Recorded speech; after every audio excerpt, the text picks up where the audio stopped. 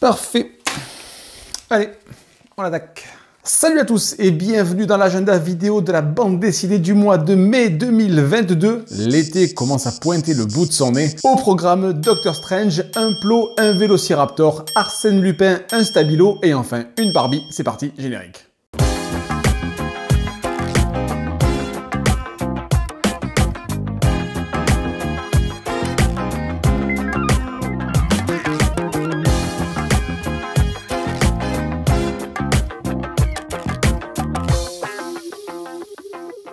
Avant de rentrer dans le vif du sujet, comme d'habitude, vous le savez, je commence par les opérations spéciales et ce mois-ci, chez Casterman que ça se passe puisque l'éditeur refait son opération spéciale des romans graphiques à 10 € l'année dernière. C'est grâce à Casterman, à cette opération spéciale que j'avais découvert Jiro Taniguchi. Donc le 25 mai, vous retrouverez une sélection de 6 romans graphiques à 10 €. Il ne faut pas rater cette opération, c'est à ne pas rater. Entre autres, il y a le chemisier Waves qui a remporté beaucoup de prix, le muret X-Ville, Elle Froide et enfin Joséphine Baker. Je le répète, cette opération spéciale est à ne pas rater et une sélection de 6 romans graphiques à 10 € chez Casterman le 25 mai dans votre librairie. Comme d'habitude, maintenant on va prendre le pli. Je commence par les mangas. Chez Paquet, c'est Nine Lives Man. Guy est obsédé par le chiffre 9 qu'il voit partout. Lors d'une attaque, il est abattu d'une balle dans la tête et se réveille à un autre lieu, à une autre époque. Il va tenter de remonter le temps pour empêcher la destruction de sa ville. J'ai adoré la couverture, les planches me plaisent énormément, donc c'est une sortie vraiment à ne pas rater. Le 4 mai, vous retrouverez en librairie chez Tonkam L'homme qui tua Nobunaga, le tome 7 des derniers jours de Nobunaga, le seigneur de guerre japonais qui a unifié le Japon et ami de Yasuke, le premier samouraï noir. Chez Nobinobi, c'est le premier tome de Star Wars Étoile perdue. L'univers de Star Wars continue de s'étendre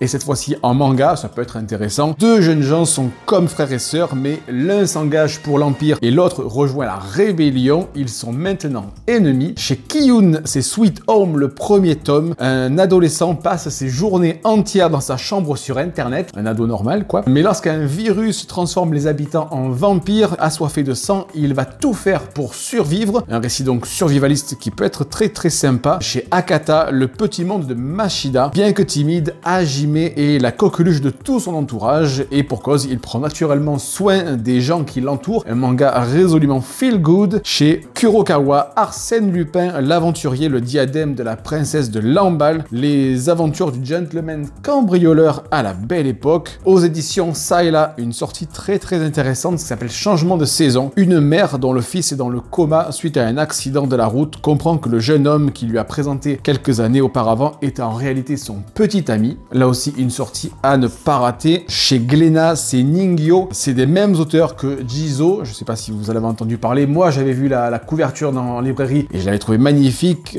Kai se rend dans la forêt des suicides afin de découvrir la raison de la disparition de son frère aîné. Sa rencontre avec une sirène pourrait tout changer. Chez Kazemanga, c'est 17-21. J'ai adoré la couverture. 4 histoires courtes abordant des thèmes comme les extraterrestres, une tueuse à gages et l'amour. Et enfin, chez Pika, c'est violence, action. La jeune Kei paye ses études en étant tueuse à gages. Un jour, un homme appelé Doc, je pense rien à voir avec Retour vers le futur, lui demande de venger la mort de sa femme et de sa fille tuées par des yakuza. Après les mangas, Après les mangas, on passe à la partie roman graphique. Chez Ankama, c'est Sirocco Mia rêve de devenir danseuse, mais lorsque sa grand-mère Elsa, gravement malade, s'enfuit en Sicile, elle et son père traversent l'Italie pour la retrouver, sortira le 6 mai. Chez Casterman, c'est le petit frère, un sujet un peu plus grave. En 1976, l'auteur a 18 ans, son petit frère décède, renversé par une voiture. Il décrit l'accident, mais aussi les conséquences sur lui et sa famille, le sentiment de culpabilité et le chemin pour faire son deuil, un sujet très fort. Chez Urban Comics, on n'a pas l'habitude de les retrouver dans les romans graphiques, mais c'est une sortie dont j'avais envie de vous parler. C'est Klaus Barbie, La route du rat. Cet album retrace la vie, les crimes et la traque d'un des plus grands criminels de guerre du XXe siècle. À noter que les auteurs étaient présents lors du procès de Klaus Barbie en 1987. Chez Alire, c'est Alice, une relecture d'Alice au pays des merveilles. Alice quitte son cocon familial pour aller vivre en banlieue. Là, elle va découvrir un quartier dont elle n'a jamais entendu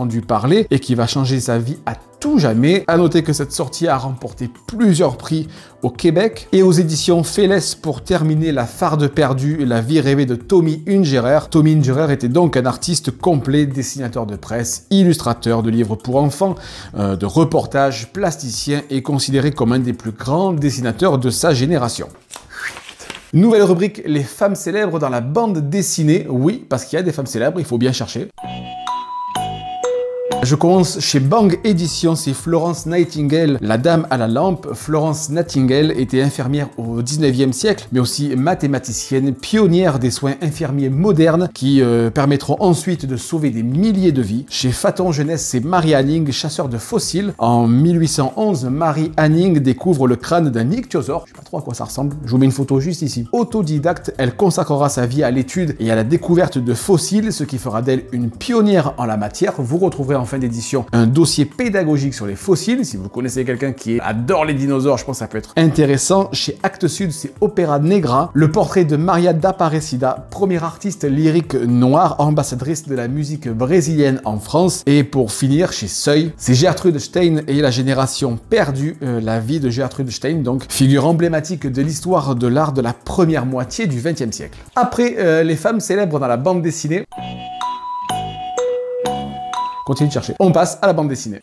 Je vais me faire tailler. Chez Grand-Oncle a noté la sortie d'un pack Kilomètre Zéro, tome 1 et 2, en même temps que le tome 3. C'est une bande dessinée historique sur Nicolas Koechlin, un homme fortuné d'Alsace qui décide de faire construire une ligne ferroviaire la plus longue entre Strasbourg et Bâle en Suisse, et l'impact que ces travaux vont avoir sur sa famille et la ville. Ça se passe en 1830. Chez Futuropolis, c'est Raptor de Dave McKean, l'auteur qui a mis en image le plutôt difficile d'accès Arkham Asylum chez Urban, enfin chez DC. Raptor raconte la rencontre entre un chasseur de monstres et un poète qui fait appel au surnaturel pour revoir son épouse décédée. Une sortie très intéressante, malgré tout assez difficile chez Sarbacane, c'est Ursa. Jeanne souhaite rester à l'écart des hommes, mais un soir dans un bar, elle est droguée et violée. Enceinte, elle se demande si elle doit garder l'enfant, un sujet très difficile mais qui peut être assez intéressant en bande dessinée. Chez Antipode, c'est Face à Face. Cette bande dessinée met en image le passé de Anisa, sa fuite de Syrie, sa grossesse et le fait d'être mère isolée dans un pays étranger. Chez Dargo, c'est Tse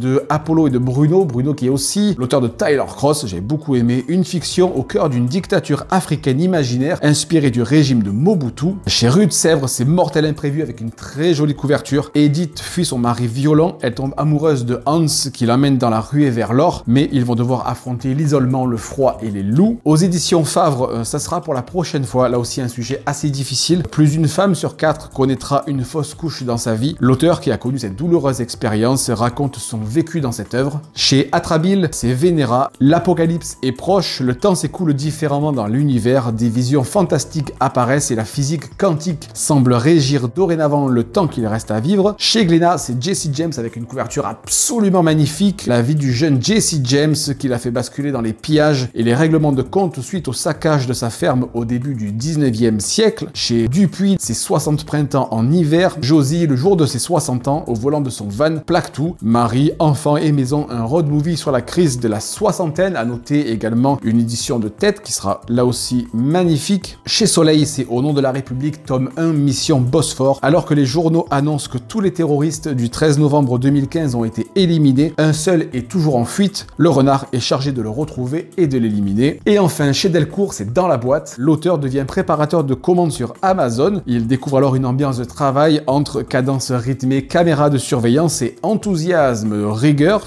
Et on passe tout de suite à la bande dessinée jeunesse. Chez Dupuis, le premier tome de 5 avril, l'héritier de Da Vinci. Le jeune Avril est l'héritier du savoir de Léonard de Vinci. Le mystère de ses origines pourrait bien changer le cours de l'histoire. Chez Margot Éditions, un livre jeunesse qui m'a particulièrement plu, c'est pour lire l'histoire du soir. Attention à ne pas trop faire peur quand même. Ça s'appelle Un monstre dans ma maison. Il y a un monstre dans la maison, oui, mais est-ce vraiment celui qu'on croit? C'est un superbe livre illustré pour la lecture des plus jeunes le soir. Aux aventuriers de l'étrange, c'est des éclats de diamants. Aloma découvre le basketball ainsi que la rivalité, mais aussi la solidarité de ce sport qui vont s'appliquer à elle sur les terrains, mais aussi en dehors. Chez Bayard, c'est Jessie et ses fantômes. Le petit Jessie assiste aux funérailles de sa grand-mère Lola. Tous deux partageaient un même secret. Il voit des fantômes. Si sa grand-mère les aider? Va-t-il suivre la même voie qu'elle? Chez Bandado, c'est le premier tome de Le Manoir, Liam et la carte d'éternité. Liam est un adolescent envoyé en convalescence dans un manoir un peu étrange. Ses pensionnaires pensent être des personnalités historiques ou venir d'une autre époque. Et enfin, chez Ozu, c'est à l'année prochaine, tome 2, La sorcière oubliée. Comme chaque été, Swan passe ses vacances dans un petit village et y retrouve ses amis. Cet été, ils enquêtent sur la maison d'une sorcière qui aurait dévoré des enfants.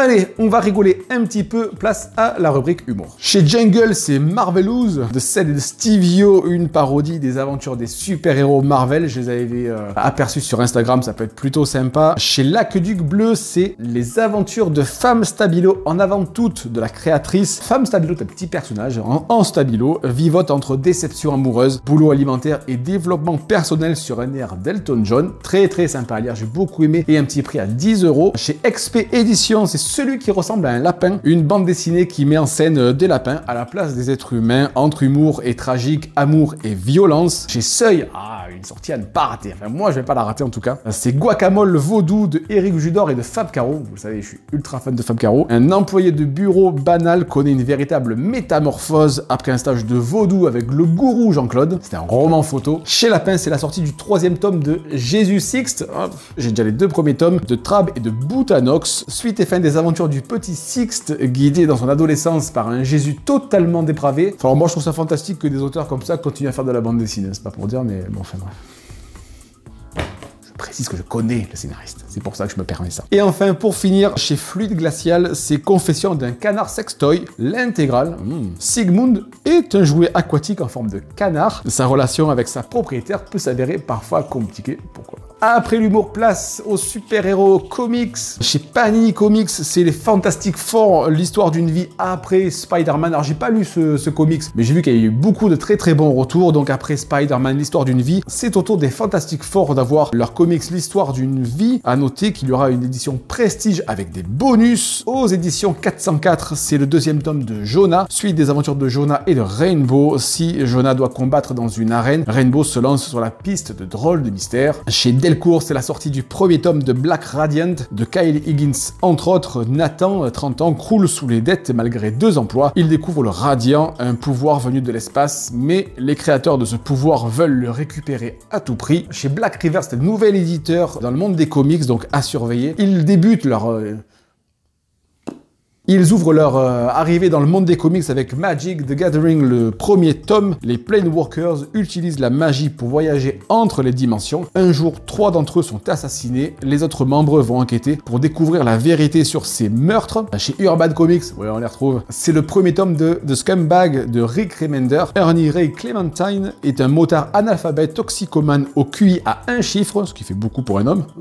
Recevant accidentellement un sérum de surhomme, il devient le seul rempart face à la fin du monde, ça promet. N'oubliez pas, c'est les premiers tomes à 10 €. Et je dis oui au premier tome à 10 €, oui, il faut le faire. Et pour finir, chez iComics, c'est la sortie du 2e tome de The Plot, suite des aventures de Chase Blaine, qui doit protéger des neveux face aux horreurs qui rôdent dans sa maison familiale. Et pour finir, donc, cet agenda de la bande dessinée du mois de mai 2022, on va passer au cinéma, séries télé et festival. Au Cinoche, donc, sorti le 4 mai, du nouvel opus du MCU de la phase 12525, c'est Doctor Strange in the Multiverse of Madness de Sam Raimi, qu'on avait déjà vu sur la première trilogie Spider-Man. Bon voilà, je sais pas trop quoi penser de ce nouveau Doctor Strange, ça va être un beau bazar. Le MCU commence un peu à m'épuiser. Et 2 sorties séries télé à ne pas rater, le 5 mai sur Paramount+, c'est Star Trek Strange New Worlds, et le 27 mai sur Disney+, c'est Star Wars Obi-Wan Kenobi, et je pense que cette dernière est attendue par beaucoup de monde. Et pour ce qui est... Oh là.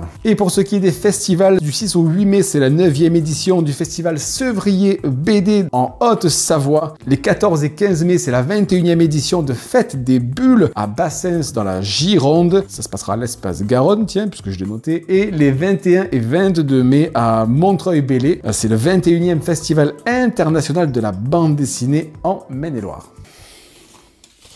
Prendre mes fiches quand même, ça fait plus classe. Merci à tous d'avoir regardé cet agenda de la bande dessinée du mois de mai 2022. J'espère que vous y avez noté des choses intéressantes. Quant à moi, je vous dis à très bientôt. Ciao.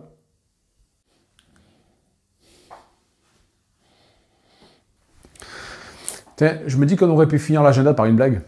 Vas-y. C'est un comique portugais qui rentre dans un restaurant, il a pas très faim. Tu sais ce qu'il commande? Non. Du potage. Des fois, tu me fatigues.